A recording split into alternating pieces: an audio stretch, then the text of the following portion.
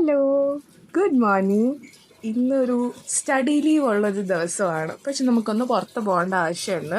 അങ്ങനെ രാവിലെ ഒരു 10-10:30 ആയപ്പോൾ എഴുന്നേറ്റ് ഫ്രഷായി ഫേസ് വാഷൊക്കെ ഇട്ടു.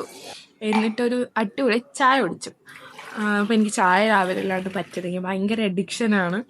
അങ്ങനെ ചായയൊക്കെ കുടിച്ചു. പിന്നെ ഒരു ഓംലെറ്റ് കഴിച്ചു, നല്ല ചീസൊക്കെ വെച്ചിട്ടുള്ള ഓംലെറ്റ്. നിങ്ങൾക്ക് ഇതിൽ വെജിറ്റബിൾസൊക്കെ ഇടാൻ കേട്ടോ, ഞാൻ നോർമലി ഇടാറുണ്ട്, പക്ഷേ ഇന്ന് സിമ്പിളായിട്ടങ്ങ് ഉണ്ടാക്കി.